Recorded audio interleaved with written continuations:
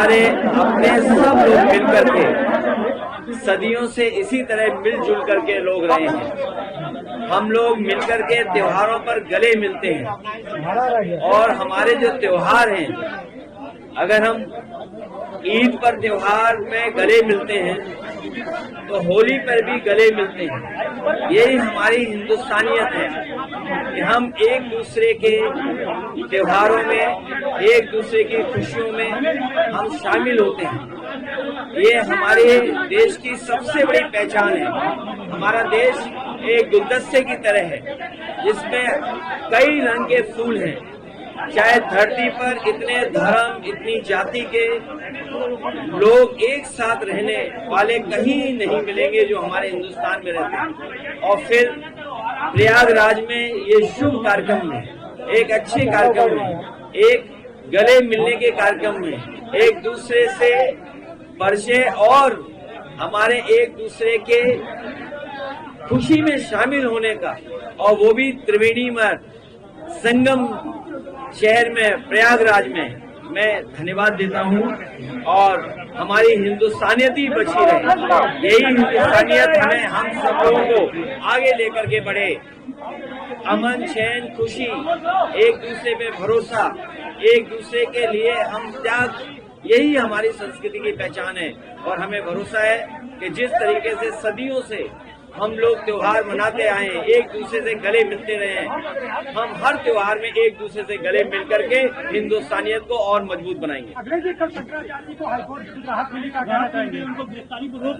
मैं धन्यवाद देना चाहता हूं और ये हमें उम्मीद थी कि कोर्ट से उन्हें न्याय मिलेगा, लेकिन हमें आपको सबको सावधान रहना चाहिए। ये बीजेपी की साजिश है, इतनी है कि हर कदम पर वो अपने विरोधी को झूठे मुकदमों में फंसाते हैं।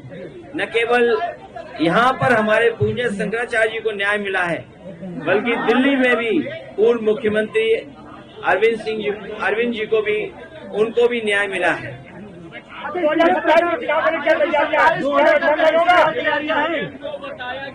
2027 में समाजवादी पार्टी की और पीडीए की सरकार बनने जा रही है। पीडीए की सरकार, पीडीए के लोग मिलकर के बनाने जा रहे हैं। पीडीए के लोग, पीडीए की सरकार और सामाजिक न्याय के रास्ते को अपनाते हुए, सामाजिक न्याय के रास्ते को अपना करके सामाजिक न्याय के राज की स्थापना के लिए पीडीए सरकार हम लोग बनाने जा रहे हैं।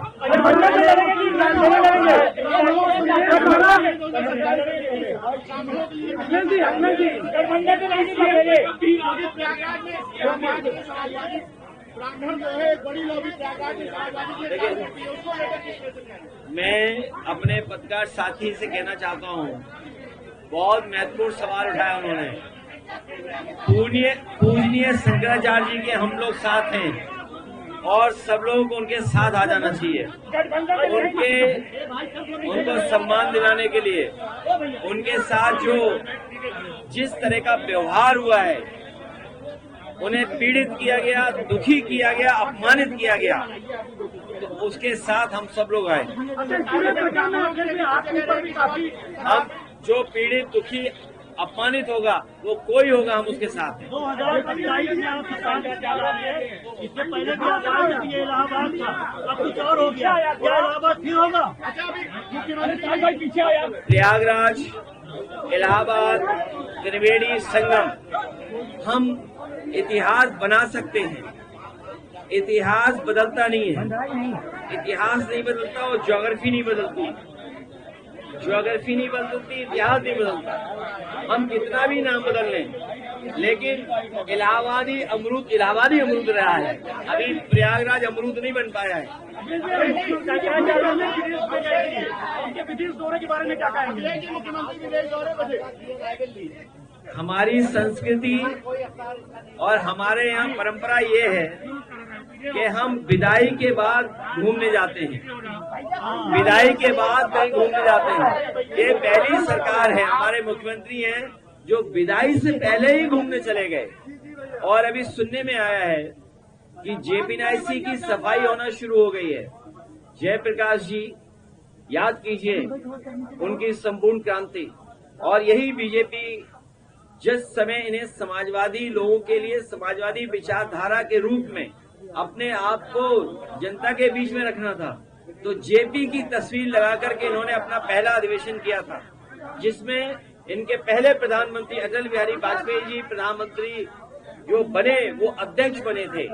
तो जब इन्हें समाजवादी चिंतक बनना था तो जेपी को इस्तेमाल किया, जेपी के नाम को, तस्वीर को। आज जेपी की सफाई हो रही है वहां पर, जेपी नैसी की। ये साबित करता है कि अभी अंदर फिर बाहर और अंदर, उसके बाद ये सरकार जाने वाली है। महंगाई बहुत है, इसके लिए क्या कहेंगे? बीजेपी हटेगी तो महंगाई कम होगी, बीजेपी हटेगी तो रोजगार मिलेगा, बीजेपी हटेगी तो न्याय मिलेगा, न्याय के साथ साथ रोजगार मिलेगा। समाजवादी पार्टी ने तय किया है कि हर डिस्ट्रिक्ट का एक मैनिफेस्टो बनाने का काम करेंगे। प्रयागराज में लगभग 60,000 करोड़ रुपया खर्च किया है। ये कम पैसा बता रहा हूं मैं, लेकिन अगर 10 साल का हिसाब किताब लगाओगे तो प्रयागराज में 10 साल में 60,000 करोड़ से ज्यादा पैसा खर्च हुआ है। इसके इंफ्रास्ट्रक्चर के लिए, यहाँ के पानी के लिए, यहाँ की सड़कों के लिए, यहाँ के पुल के लिए, यहाँ की बिजली के इंतजाम के लिए, यहाँ के स्वास्थ्य की व्यवस्था के लिए, यहाँ की पुलिस के लिए, हाई कोर्ट के लिए। लेकिन उसके बावजूद भी प्रयागराज जो अंतर्राष्ट्रीय स्तर पर, जहाँ अंतर्राष्ट्रीय स्तर के लोग आते हैं, लेकिन यहाँ पर लूट हुई, बेईमानी हुई, लेकिन प्रयागराज का इंफ्रास्ट्रक्चर बेहतर नहीं हुआ। समाजवादी सरकार बनेगी तो प्रयागराज को आधुनिक शहर कैसे बनाएं, यहाँ की जन समस्याओं का समाधान कैसे करें। 60,000 करोड़ खर्च करने के बाद भी जाम लगता है प्रयागराज में, 60,000 करोड़ खर्च करने के बाद भी इलाज नहीं है। गंगा अभी भी गंदी बह रही है। अभी जब हवाई जहाज घूमा हमारा तो यमुना में सीधा नाला जा रहा है गंदा। ये तो एक मैंने देखा, यहाँ के पत्रकार साथियों ने तो सब नाले गंदे वाले देखे होंगे। मामले में डिप्टी सीएम का नाम आया, एक डिप्टी सीएम का नाम आया, डिप्टी सीएम, यही तो देखिए क्या हाल है। एक पूरब जा रहा है, एक पश्चिम जा रहा है, और एक जापान जा रहा है, एक जर्मनी जा रहा है, और दोनों इंजन टकरा रहे हैं। डिप्टी सीएम को हटा रहे हैं, डिप्टी सीएम के खिलाफ साजिश कर रहे हैं। और जापान गए लेकिन क्यूटो नहीं देखा। प्रधान सांसद जी के लोकसभा क्षेत्र में क्यूटो नहीं देखा उन्होंने। अब जापान गए थे तो क्यूटो दिखाते, क्यूटो नहीं देखा, क्योंकि उन्हें जो झगड़ा यहाँ लगा हुआ है वो जापान में भी दिखाई दे रहा है। और हमारे डिप्टी सीएम तो गए नहीं, सबसे प्रेस्टीजियस गाड़ी है मर्सिडीज, उसका म्यूजियम भी देखने नहीं गए। साइकिल हाईवे देखा थे, और म्यूजियम इसलिए देखने नहीं गए, किसी ने बता दिया उन्हें कि अगर म्यूजियम में जाओगे तो गाड़ी तो देख सकते हो, लेकिन उसकी सीट पर नहीं बैठ सकते। चलिए, रोज अफ्तारी का वक्त है, इसलिए मैं पत्रकार साथियों को बेहद धन्यवाद देता हूँ।